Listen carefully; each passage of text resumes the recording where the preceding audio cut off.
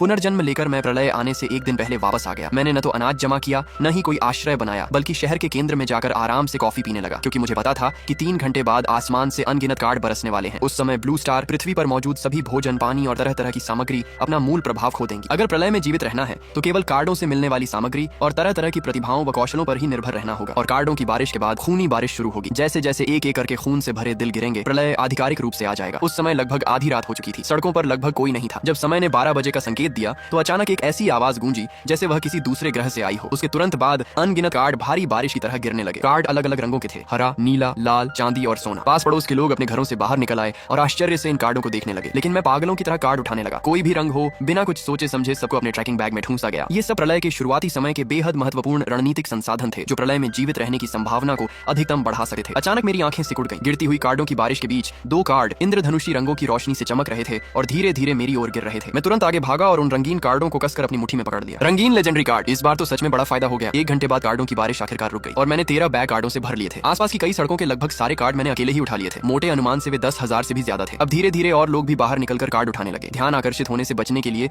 मैं कार चलाकर पैदल सड़क छोड़कर पहले से बुक किए गए होटल के कमरे में चला गया। कमरे में पहुंचकर मैंने 2 रंगीन कार्ड निकाले और मन ही मन प्रार्थना की कि इनमें से कोई मुझे प्रतिभा या कौशल दे। फिर मैंने उनमें से एक कार्ड पलटा। प्रतिभा कार्ड, सुपर रिकवरी बॉडी। ये शरीर के घावों को बेहद कम समय में खुद ब खुद ठीक कर सकती थी। मेरे होंठ तुरंत खुशी से ऊपर उठ गए। अपने पिछले जीवन में मेरे समुदाय पर कभी सुपर रिकवरी प्रतिभा वाले एक व्यक्ति ने हमला किया था। लगभग पूरा समुदाय खत्म हो गया था। आखिरकार सैकड़ों लोगों की भारी कीमत चुकाने के बाद ही उसे मारा जा सका था। मैंने तुरंत उस रंगीन कार्ड को फाड़ दिया। तुरंत ही गर्मी की एक लहर पूरे शरीर में फैल गई और मेरा शरीर ताकत से भर गया। इसके बाद मैंने दूसरा कार्ड पलटा, लेकिन जैसे ही मैंने उस पर लिखे शब्द पढ़े, मेरे दिल में अचानक बादल छा गए। आइटम कार्ड, सुरक्षित छोटा घर, क्षेत्रफल 200 वर्ग मीटर। इसमें पूर्ण रक्षा कवच है और यह परमाणु बम स्तर के हमले तक को झेल सकता है। हालांकि इस सुरक्षित घर की रक्षा शक्ति बहुत मजबूत थी, लेकिन इसका एक बड़ा दोष था, यह चल नहीं सकता था। और फिलहाल मेरा किसी एक जगह बसने का इरादा नहीं था, इसीलिए यह अभी मेरे काम का नहीं था। घर वाले कार्ड को रखकर मैंने 10 स्वर्ण कार्ड निकाले। ज्यादा कुछ कहने की जरूरत नहीं थी। एक हमला करने की क्षमता बढ़ाने के लिए था और दूसरा गति के लिए। सब कुछ बिल्कुल परफेक्ट था। 4 स्वर्ण प्रतिभाएं सीखने के बाद मैं धीरे धीरे सो गया। सुबह 8 बजे अचानक नीला आसमान काला हो गया। हजारों लाखों खूनी दिल आसमान से गिरने लगे। उन दिलों से अनगिनत खून से लथपथ मानवाकार जीव बाहर निकले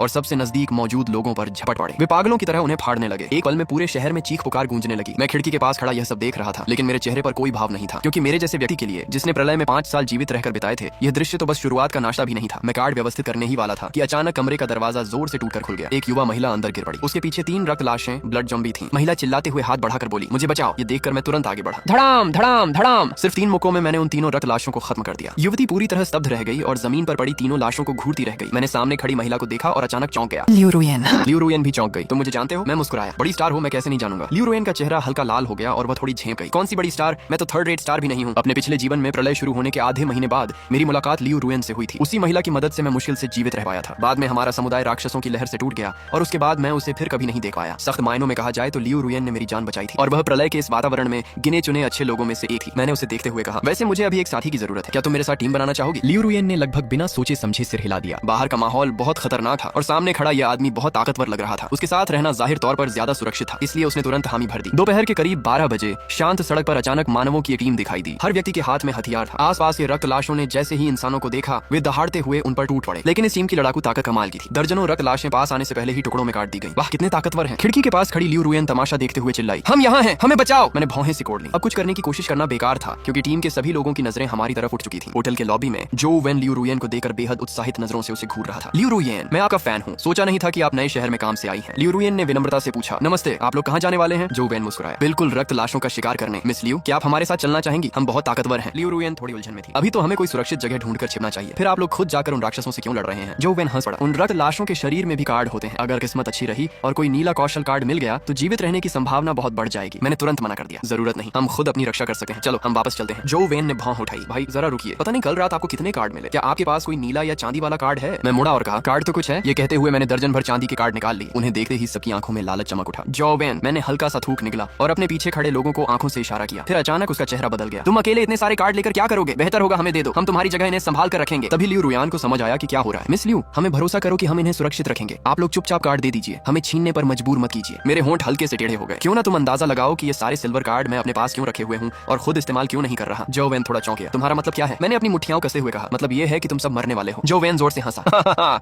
लगता है तुम्हारा दिमाग खराब हो गया है। हम इतने सारे लोग हैं, लेकिन उसकी बात पूरी भी नहीं हुई थी कि अचानक उसकी आंखों के सामने अंधेरा छा गया और अगले ही पल वह पूरी तरह बेहोश होकर गिर पड़ा। सभी लोग स्तब्ध रह गए। उनके सामने खड़े इस युवा ने सिर्फ एक मुक्के में जो वेन को मार दिया। जो वेन के पास तो सिल्वर टैलेंट था, फिर वह इतनी आसानी से कैसे मर गया? उसे तो पलटवार करने का मौका भी नहीं मिला। मिला। उन्हें यह नहीं पता था कि मैं 5 साल तक प्रलय में जीवित रहा था। मेरी लड़ाई की तकनीक मास्टर स्तर की थी। मेरे शरीर में कई टॉप लेवल प्रतिभाएं होने की बात तो छोड़ ही दो, उनके बिना भी इन लोगों को गिराना कोई मुश्किल काम नहीं था। मैंने एक गोल्ड कार्ड निकाला और उसे फाड़ दिया। अब तुम्हारी बारी है। वैसे भी देख लेते हैं कि यह तलवार कितनी तेज है। अगले ही पल एक भयानक काली तलवार मेरे हाथ में प्रकट हो गई। गोल्ड कार्ड, हथियार, काली तलवार, जान-जिन। लोगों में घबराहट फैल गई और वे जल्दी जल्दी बोलने लगे, रुको, हम अभी चले जाते हैं। मैंने उनकी बात पर ध्यान ही नहीं दिया। काली तलवार घुमाते हुए मैं सीधे भीड़ के अंदर कूद पड़ा। 2 मिनट बाद पूरी टीम के सारे लोग मर चुके थे। जमीन पर पड़ी लाशों को देखकर लियू रुयान खुद को रोक नहीं सकी और जोर जोर से उल्टियां करने लगी। उसने कभी सपने में भी नहीं सोचा था कि यह आदमी जो बाहर से इतना शांत और सभ्य दिखता है, हमला करते समय इतना निर्दयी और निर्णायक होगा। उसके उल्टी करने के बाद मैंने कहा, उनके शरीर पर जो कार्ड है उन्हें ढूंढकर मेरे पास ले आना। यह कहकर मैं बिना पीछे देखे सीढ़ियों की तरफ चला गया। हॉल में लियू रुयान अकेली रह गई, रोते रोते और उल्टी करते हुए। लगभग 10 मिनट बाद वह दर्जनों कार्ड लेकर मेरे सामने आई। माफ करना, आगे से मैं कभी ज्यादा नहीं बोलूंगी। मैंने हाथ हिलाया। मैंने उसे दोष नहीं दिया। आखिर प्रलय अभी अभी शुरू हुआ था और बहुत कम लोग इतनी जल्दी इसके माहौल के अनुकूल हो पाते हैं। फिर मैंने विषय बदलते हुए कहा, तुम्हें हर समय खुद को याद दिलाना होगा कि तुम अब प्रलय में हो। यहाँ कोई कानून नहीं है। इंसान के अंदर की बुराई पूरी तरह बाहर आ जाएगी। तुम जैसी खूबसूरत लड़की अगर उन लोगों के हाथ लग गई तो बलात्कार तो सबसे हल्का परिणाम होगा। लियू रुयान का दिमाग साफ तौर पर थोड़ा सुन्न हो गया। लेकिन प्रलय में भी अच्छे लोग होंगे ना? मैं हल्का मुस्कुराया। मैं मानता हूँ होंगे, लेकिन बहुत कम। अगले कुछ घंटों में अलग अलग आकार के कई मानव समूह वहाँ से गुजरे और पहले की घटना से सबक लेकर लियू रुयान समझदारी से चुप रहना सीख चुकी थी। संध्या समय हवा दूर से खून से भीगी हुई दहाड़े लेकर आई। मैंने धीरे से कहा, अंधेरा होने वाला है, अब थोड़ा एक्टिव होने का समय है। फिर मैंने 5 सिल्वर कार्ड लियू रुयान की तरफ फेंक दिए। उसने एक एक करके कार्ड पलटे और पाया कि ये 5 कार्ड ऑनरा स्किल थे। लियू रुयान थोड़ा असहाय सी हंसी। तो तुम मुझे सपोर्ट कैरेक्टर बनाना चाहते हो? मैं हंस पड़ा। तुम समझती नहीं हो, सपोर्ट कैरेक्टर सबसे ज्यादा काम का होता है। न सिर्फ यह साथियों को बड़ा बूस्ट देता है, बल्कि खुद की सुरक्षा की भी कुछ क्षमता होती है। और अगर तुम्हें कोई दूसरी टीम पकड़ भी ले तो वे तुम्हें मारने की बजाय अपने साथ रखना चाहेंगे। लियू रुयान ने सिर हिलाया और एक एक करके सभी कार्ड सीख ली। इसके बाद हम दोनों ने दर्जनों ट्रैकिंग बैग होटल के बाहर पहुंचा दिए। मैंने आरवी मोटर होम वाला गोल्ड कार्ड फाड़कर आगे फेंक दिया। तुरंत एक मध्यम आकार की मोटर होम गाड़ी हमारे सामने प्रकट हो गई। मोटर होम के अंदर लियू रुयान ने पूछा, हम कहाँ जा रहे हैं? मेरी राय में हमारे पास इतने सारे कार्ड हैं कि 1-2 साल तक इस्तेमाल करने के लिए काफी हैं। हमें और जोखिम लेने की क्या जरूरत है? किसी जगह छिपकर रहना ही बेहतर होगा। मैंने सिर हिलाया। अगर लंबे समय तक प्रलय में जीवित रहना है तो सक्रिय रूप से संसाधन इकट्ठा करने होंगे और खुद को लगातार मजबूत बनाना होगा। अगर सिर्फ छिपे रहे तो आखिर में संसाधन खत्म हो जाएंगे और फिर सिर्फ मौत बचेगी। लियू रुयान ने फिर पूछा, लेकिन हम रात में ही क्यों निकल रहे हैं? मैं हल्का मुस्कुराया, क्योंकि रात में ब्लड लाइन ज्यादा उग्र होते हैं और उनसे गिरने वाले कार्ड की गुणवत्ता भी बेहतर होती है। और रात में एक नया राक्षस भी दिखाई देता है, नाइट डेमन। यह बहुत तेज, बहुत ताकतवर और बेहद मजबूत रक्षा वाला होता है। बस एक कमजोरी है, ये देख नहीं सकता। बाकी सभी गुण लगभग अधिकतम स्तर पर हैं। नाइट डेमन का वर्णन सुनकर लियू रुयान थोड़ा डर गई। अगर वह इतना भयानक है तो हमें उससे दूर ही रहना चाहिए। मैंने सिर हिलाया। जितना ज्यादा जोखिम उतना ज्यादा इनाम। अगर नाइट डेमन को मार दिया तो कम से कम सिल्वर कार्ड जरूर गिरता है और अगर किस्मत अच्छी हुई तो गोल्ड कार्ड या यहाँ तक कि रेनबो कार्ड भी मिल सकता है। 10 मिनट बाद मैंने मोटर होम एक कॉलोनी के गेट पर रोक दी। हमारे सामने खुले मैदान में दर्जनों ब्लड लाइन पागलों की तरह लाशों को खा रहे थे। उनके बीच एक बहुत बड़ा शरीर खास तौर पर दिखाई दे रहा था। लियू रुयान ने अपना मुंह ढक लिया। उसकी आंखें डर से चौड़ी हो गई थीं। मैं एक हाथ में काली तलवार झांझन लेकर आगे बढ़ गया। जैसे ही मैं पास पहुंचा, ब्लड लाइन दहाड़ते हुए मेरी तरफ झपट पड़े। मैंने शांत भाव से एक वार किया। कुछ ब्लड लाइन सीधे 2 टुकड़ों में कट गए। दूसरा वार, फिर कुछ और मारे गए। 20 से ज्यादा ब्लड लाइन मेरे पास तक पहुंच भी नहीं पाए और सब मारे गए। तभी नाइट डेमन धीरे धीरे मेरी तरफ मुड़ा। वह 7-8 मीटर ऊंचा कूदकर मेरी ओर ऐसे दौड़ा जैसे कोई छोटा पहाड़ गिर रहा हो। मैंने उसके नीचे खड़े होकर काली तलवार ऊपर की ओर पूरी ताकत से घोंप दी। बिना किसी शक के उसका शरीर आर पार हो गया और वह जमीन पर गिर पड़ा। लेकिन वह अभी मरा नहीं था। वह जमीन पर तड़प रहा था और उठने की कोशिश कर रहा था। मैंने उसे मौका नहीं दिया और उसके सिर पर एक और वार किया। इस तरह वह पूरी तरह खत्म हो गया। इस लड़ाई की लूट में मिली 15 कार्ड, हरे, नीले और लाल, और 3 सिल्वर कार्ड जो नाइट डेमन से मिले थे। इस समय लियू रुयान भी दौड़कर लाशों के पास आई और कार्ड ढूंढने लगी। कार्ड इकट्ठा करने के बाद मैं फिर मोटर होम चलाकर आगे बढ़ा। करीब 10 मिनट बाद मैंने अचानक जोर से ब्रेक लगाया। लियू रुयान जल्दी से खिड़की के पास आई। खिड़की से बाहर जो दृश्य उसने देखा वह जिंदगी भर नहीं भूल पाएगी। सामने 5-6 मीटर ऊंचा एक विशाल खून से भरा दिल लगातार धड़क रहा था और उसके चारों तरफ सैकड़ों ब्लड ज़ॉम्बी बिना उद्देश्य के घूम रहे थे। लियू रुयान ने मुंह ढक लिया। उसकी आंखों में डर और हैरानी भर गई। वह क्या है? मैं हल्का मुस्कुराया। एक खूनी दिल जो जल्द ही म्यूटेट होने वाला है और यही हमारा खजाने का पासवर्ड है। लियू रुयान थोड़ा चौंक गई। तुम उस चीज से कैसे निपटने वाले हो? मैंने शांत स्वर में कहा। जल्दी मत करो, अभी समय नहीं आया। यह कहकर मैं आंखें सिकोड़कर दूर से उस विशाल खून भरे दिल को देखने लगा। असल में मेरी योजना थी कि मैं पूर्व दिशा में समुद्र के पास वाले शहर जाऊं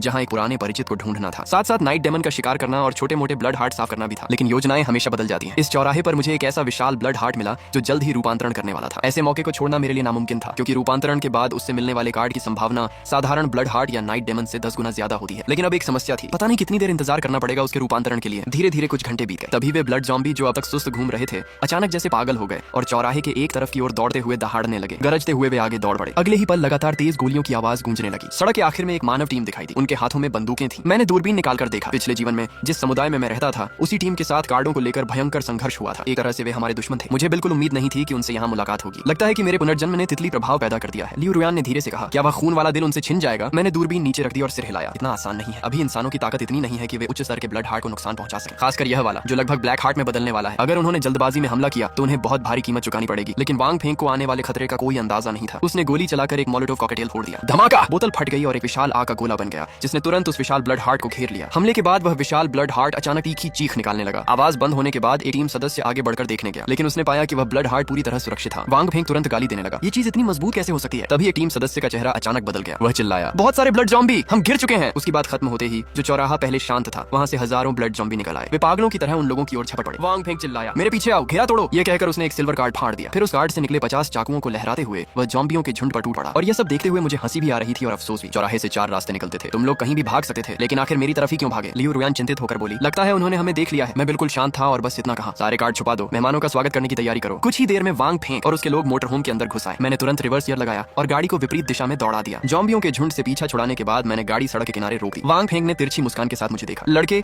हमें बचाने के लिए धन्यवाद। जब मदद ही कर दी है तो पूरी कर दो। ये मोटर होम भी हमें दे दो। लियू रुयान गुस्से से बोली, तुम लोग एहसान का बदला ऐसे दे रहे हो? वांग फेंग हंस पड़ा। अब दुनिया का अंत हो चुका है। यहाँ एहसान और दुश्मनी जैसी बातें कौन देखता है? इतना बचपना मत करो। तभी एक टीम सदस्य बोला, बॉस ये लड़की बहुत बढ़िया है, इसे यहीं रख लेते हैं। वांग फेंग जोर से हंसा। फिर उसने मेरी तरफ देखा और कहा, तुमने हमारी जान बचाई है, इसलिए मैं तुम्हें नहीं मारूंगा, नीचे उतर जाओ। मैं मुस्कुराया और बोला, तुम तो बड़े दयालु इंसान निकले। ये कहते ही मैं अचानक झपटा और सैन्य चाकू से 2 टीम सदस्यों का गला काट दिया। वांग फेंग का चेहरा तुरंत बदल गया। वह कुछ करने ही वाला था कि मैंने एक गोली चलाकर उसका सिर उड़ा दिया। बाकी बचे कुछ सदस्य तुरंत घुटनों के बल बैठ गए। वे माफी मांगने ही वाले थे, लेकिन मैंने उन्हें मौका नहीं दिया। सीधे ट्रिगर दबाया और उन्हें भी खत्म कर दिया। 10 सेकंड से भी कम समय में पूरी टीम की प्रतिरोध करने की क्षमता खत्म हो चुकी थी। इसके बाद मैं गाड़ी फिर से चौराहे की तरफ ले गया और जो दृश्य सामने आया वह था हजारों ब्लड लायन का घना झुंड।